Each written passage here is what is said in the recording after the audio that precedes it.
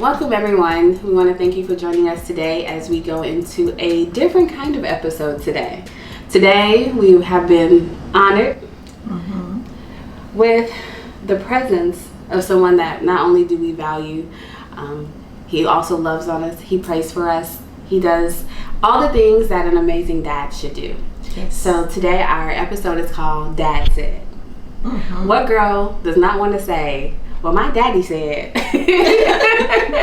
So that's exactly what we're shooting for today, everyone, is today my daddy said.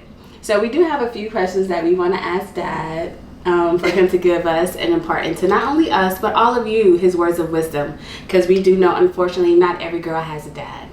So every girl always likes to say, my dad said. And so today we're definitely sharing that moment with you all. So even though, Dad is a little seasoned and we love him with his words of wisdom, we had to give a little prep work. So you see our dad looking at his phone, give him grace, that's all. He just needs to make sure, he's good. He's actually taken the time and did homework for us, y'all. Yes, he did. So he is definitely well prepared for us today. So I kind of want to just jump right in. That way we don't take a whole lot of your time, but we want to make sure we give enough time to Dad to impart to each one of you what Dad said. So our first question to you today, Dad, is,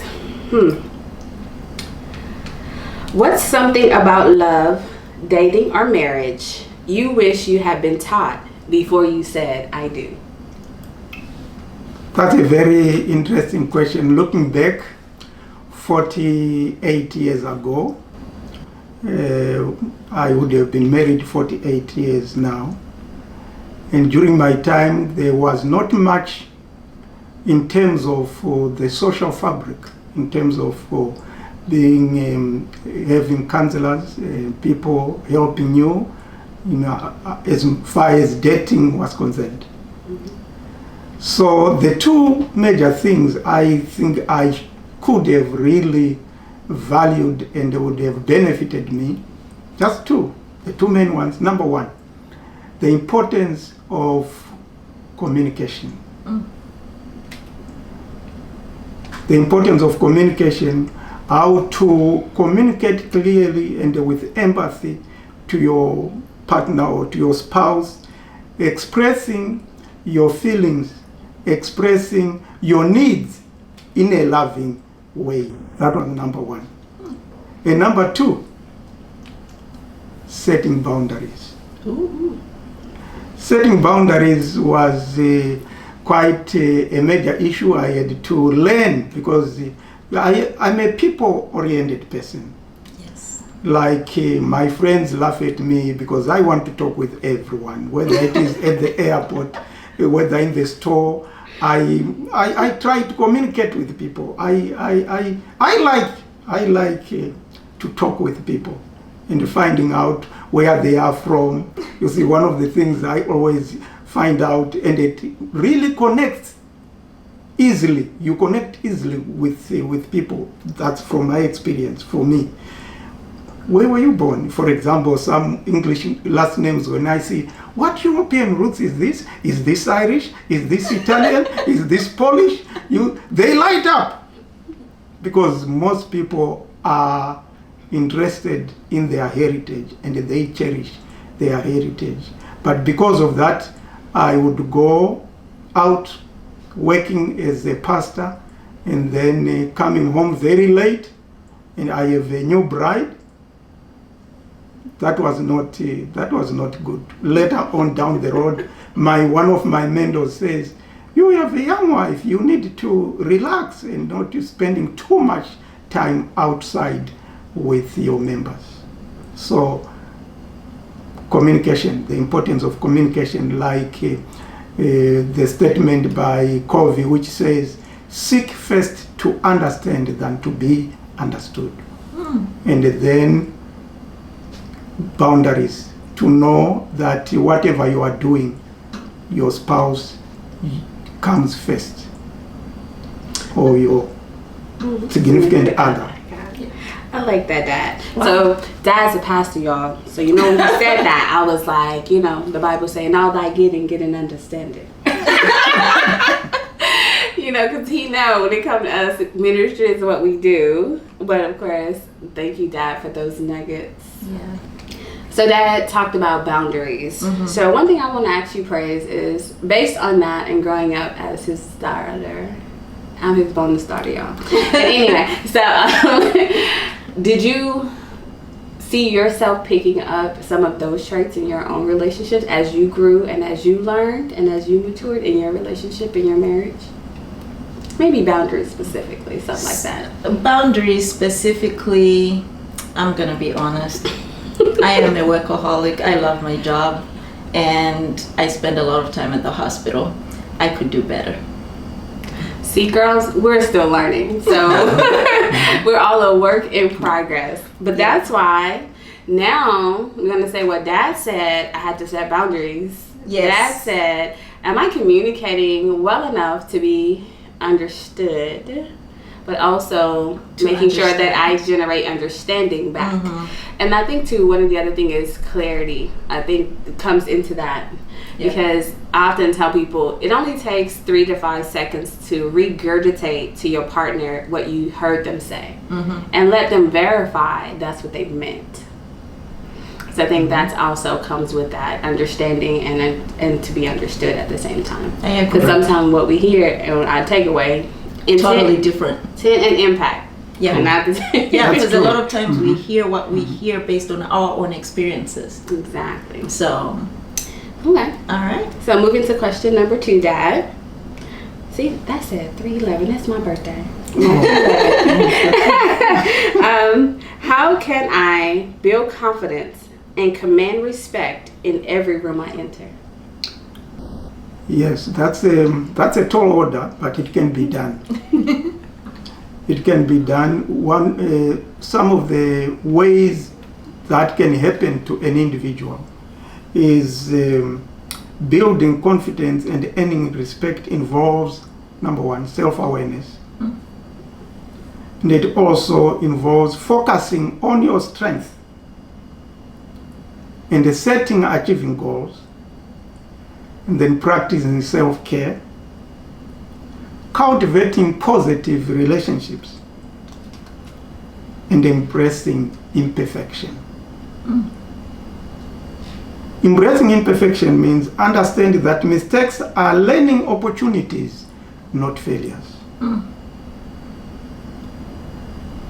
And earning respect, I can break it down into being authentic. Being authentic is the key. Pretending to be someone you are not is exhausting. You don't need to mold yourself to fit someone else's idea of perfection. Being authentic is scary, sure, but it's also the only way to find people who love you and who are real. And someone said, stop trying to be everyone's cup of tea. Just focusing on being yourself. And then number 2, treating others with respect. If you want people to respect you, you also need to treat them with respect. Number 3, being humble. No matter what position you are in, at least my understanding is that being humble connects you well with people. The world we are living in, especially, it has always been the case, but more so now. It's in dire need of people who are humble. And the people who are humble will attract others, because people respect those who are humble more than the people who are proud. And then finally, you always want to be a great listener. I'm going back to listening, what we call active listening. If there is an issue, you need to pay attention to what the other individual is saying. And the people know that you are interested in what they are saying when you actively listen. I have a question for you, son. Sorry, I call him son, but yeah, he's my dad, yes. And I call him mom too. So, you're talking about you're not everybody's cup of tea, and just being humble, all these great things. I'm just curious, in your experience, having moved from Zimbabwe, where you were the president of the East Zimbabwe Conference, and you had such a high position, and then moving to the States and taking on a job as a janitor at a university cafeteria. Mm-hmm. Did you notice that people treated you differently? Because these are completely different people who don't know you. So the people that, when you were in that high position, were you treated differently than when you were a janitor? Did you notice those things, or those are not things you even focused on? Those were things I really didn't focus on, but I capitalized on my humility. Like I said, people, you attract more people when you are humble than when you are proud. Mm-hmm. And also, of course, the other advantage is that where I went to seminary, being a Seventh-day Adventist institution, word goes around. People know who I was when I was back then in Zimbabwe. So because of that, I had some kind of an advantage, because people would know, oh, this is Pastor Matema, so, oh, he was a conference president, or some churches say bishop, he was a bishop. So that also played into the dynamics. As a result, it was hard for me, of course, to be in that role, but most people, I got a lot of respect because of that. And I like that. And I will say, just to throw in, when Dad talks about humility, I think about my journey in the military, and I often tell people, because a lot of people ask me, you can get anybody to do anything. But it comes back to what Dad said, humility. Never getting too high that you forget the person who's at the bottom. Yes. And so oftentimes I would be intentional about clearing my schedule, and I would go sit with my soldiers, and whatever they was doing, that's what I was doing. Wow. And I think that as a leader, that in itself will gain you, like Dad said, much respect. Even when I took one of my first civilian jobs at Amazon, I was an operations manager in New Jersey. And of course, looking at it on the outside, I was like, oh, okay, I'm a quota filler, right? And what I mean by that is because everyone at that position in that building didn't look like me. But then as I began to walk the facility, everybody looked like me. So it reminded me again, I might be sitting in this office, but I'm sitting in this office to encourage everyone out there. And so oftentimes during lunch breaks and different times of the day, I didn't spend time in the office. I spent time on the floor. And those were the people that made sure my shift was smooth. I didn't even have to ask. They'd be like, we got you, boss lady. And they'll move mountains for you because of the humility that we show. And I often tell people, never get so high that you forget your own humble beginnings. And I think that's another thing also that we, we don't kind of, I ain't gonna say we don't value it. We just don't remind ourselves enough of it to keep us in that space. To add on to that, just to piggyback. So for me, when I was an intern in Detroit, I learned what being a servant leader is because I had two chiefs. So one chief was so mean, and he berated us, and he was so mean to us that we just did the bare minimum, because the way it is in surgical residency in most programs, when an intern doesn't do something right and something is not done, it's not the intern that gets in trouble with the big boss, with the attending, it's the chief that gets in trouble. And so instead of this chief who was so mean to us, we'll just do the bare minimum, take care of our patients, do what we need to do. But we had another chief who was so respectful, and he worked so hard for us, and he took care of us. He made sure we were okay. We would get there at 3 o'clock in the morning. We would go above and beyond because we never wanted him to get into trouble, and we always wanted him to look the best. And I learned that then, that people are willing to go far above and beyond when they are your subordinates, when you actually take the time to take care of them. Exactly. That's true. So we have our third and final question for you, Dad. So the question is, what are the most important values I should never compromise, no matter how successful I become? Yeah, that's a good one. In fact, I feel excited with that one. Okay, let's do. I will just give maybe 5 points. Not just in summary. Number one, my number one is self-respect. Self-respect.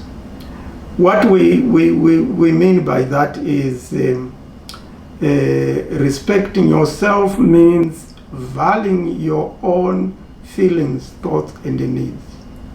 It's about acknowledging your worth and standing up for your rights.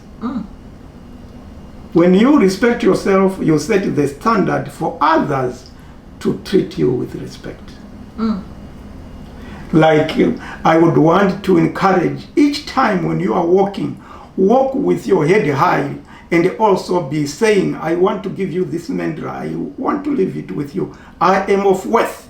When you are walking, I am of worth. I am of worth. As a result, when you self-respect, you know your worth. No matter what other people may say, but you know you are of worth. Self-respect. Number two, this is, integrity. I'm bringing tough stuff. Integrity. This is who you are when people are watching or when people are not watching. You cannot compromise on that. Integrity is like the GPS of your life. Number three, ethics. My personal beliefs or moral values. What do you believe in? For example, for those who are like, I will start with my African background. For those who are of African religion tradition, they are very much rooted in the ancestral worship or ancestral veneration. It's all the same. So, and they go out of their way to do the things they know they are not going against the teachings of their ancestors. And in an African tradition, that's critical.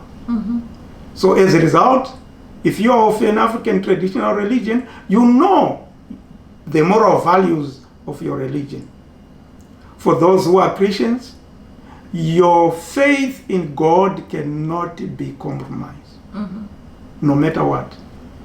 But that doesn't mean that you are going to be pompous and to be someone who doesn't care about people, because that's not what it is. You don't compromise, but you will still treat people with respect and with love. Number three, you don't compromise on your goals, dreams, or personal growth. I mean the same thing on that. Goals, dreams, and the personal growth, whether they be personal or professional, they give you something to look forward. If someone is holding you back from growing, they are holding you back from living. Growth isn't always pretty. It's uncomfortable and awkward, and sometimes downright painful. But staying stuck for the sake of someone else's comfort isn't love. That's it. Whether it's chasing a dream, learning something new, or finally addressing that thing you have been avoiding, your growth is your own. Don't let anyone clip your wings. Your growth. And the final one is compassion or kindness. Stay soft, but stay strong. I want to repeat that one. Stay soft, but stay strong. You see, it's like they are opposite, but they are the same. You are soft, you are humble, but you are strong because you know who you are. Being kind in a world that isn't always kind back. is hard, but that's the power.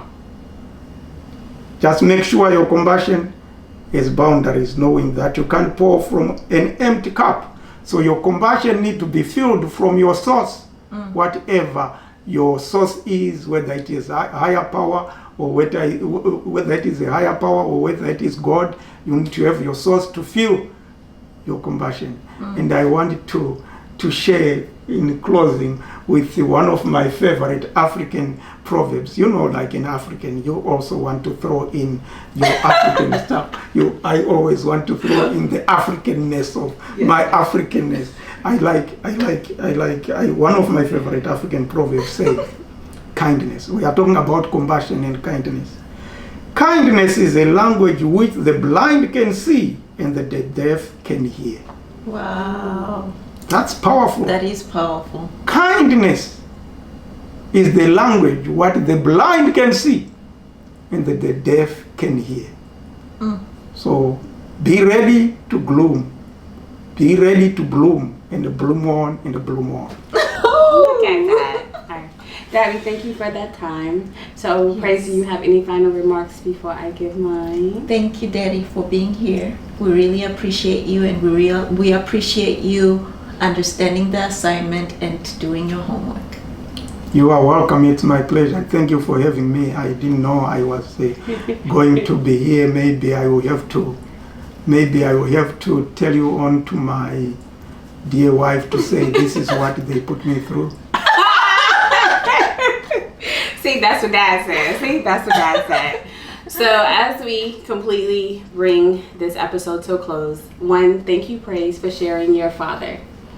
Not only with me, but with all of you. Yes. So I will say that my father passed away when I was in the 6th grade. So I didn't have the luxury of having him a long time. So I took the time to write a letter that I would give my father to give to me now in this season of my life. And it reads, "My love, the world is vast and your place in it is as powerful as you choose to make it. Be driven. Let your dreams push you forward when the road gets tough. Be daring. Never let fear stop you from choosing what sets your soul on fire. Carry yourself as distinguished, knowing your worth and never settling for less than you deserve. Stay dynamic, always learning, always growing, and always evolving. And mostly important, be determined. Because success isn't just about talent. It's about never giving up. You have everything within you to build a life you dream of. And never forget that. Sign, your father." Continue to bloom. Bloom, bloom. Bloom, bloom.